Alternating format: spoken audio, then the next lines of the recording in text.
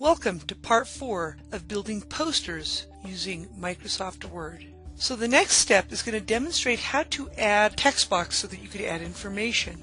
So if you wanted to add text boxes that you could move around, you would click on the Insert option at the top.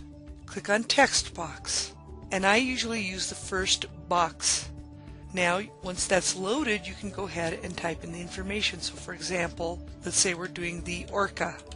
And then you would start writing your sentences. But since this information is already typed in, I'm going to go ahead and grab that document where that information is. So since you completed a plan prior to building this poster, you could come to this plan, click on the box, the text box where you have the information, and with that selected, you can click on the Control C for the shortcut for copy, and when that's copied, you can go ahead and return to the poster.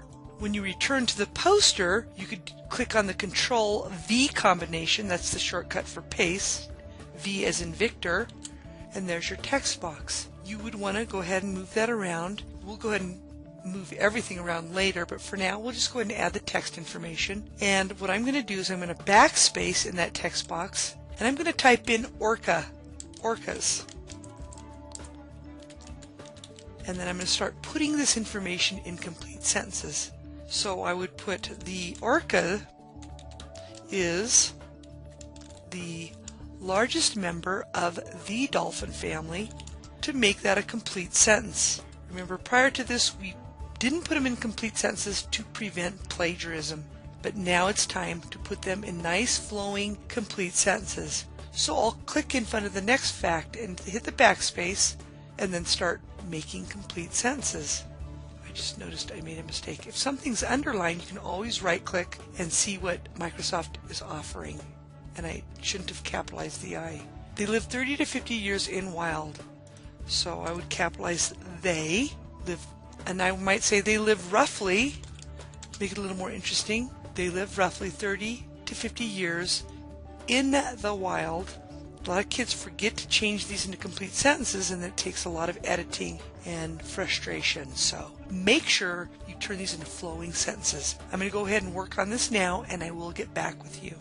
As you can see, I turned those facts into flowing sentences. Now this is a big pet peeve of mine. This is what students will do. They'll say, I'm done with my poster, and they'll have like these spaces, and they don't cause the text to flow, which drives me absolutely crazy when I grade them. So please don't be that student.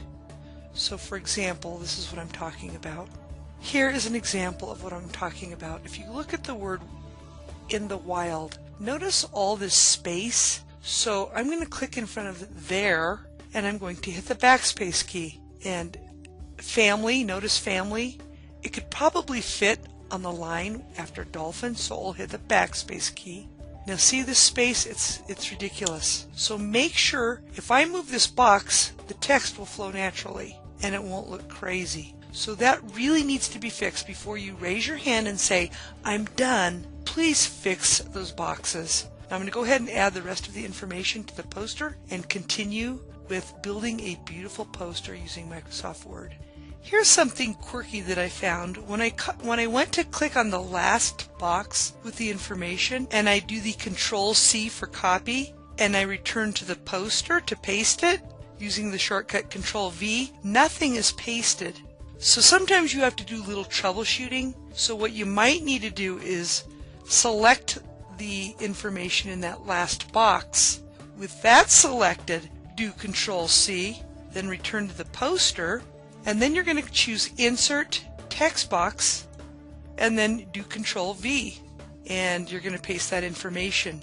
That has happened a few times, so I wanted to demonstrate a quick method of troubleshooting. So I went ahead and I put all of the facts into complete sentences. And what you could do is you could click on each box, click on one, hold down the Shift key, and select all the boxes at the same time. With those boxes selected, you should be able to right-click on one of them and change the font all at once.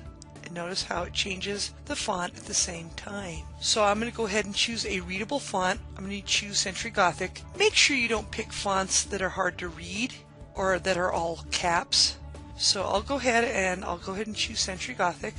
And with those changes, then what you want to do is you want to take the title of each one, so for example Panda Bears, and come in and add a unique font, something that's going to stick out.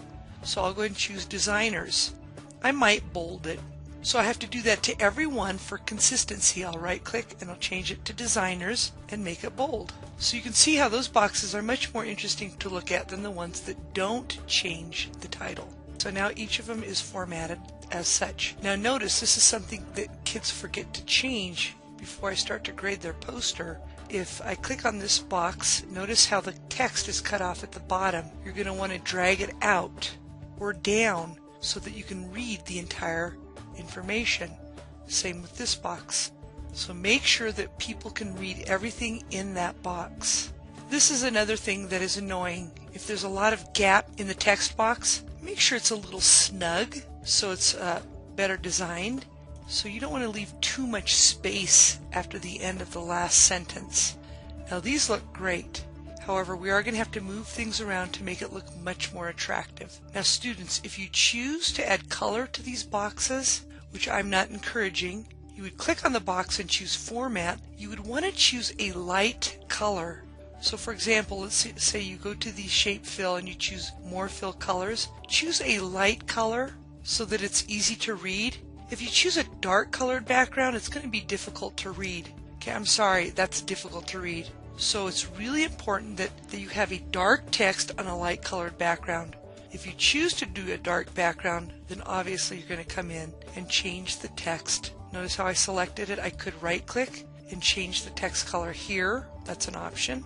Or with the text selected, I come to the top under Format and choose the text color this way. So you can see what I'm talking about. So again, if it's going to be a dark background, you want a light colored text, or vice versa. But myself, I'm going to stick with the white background and the black text. So this concludes the 4th video of building posters using Microsoft Word. The next video is going to finalize the poster, making it look very attractive and ready for print. Until next time, you have a wonderful day.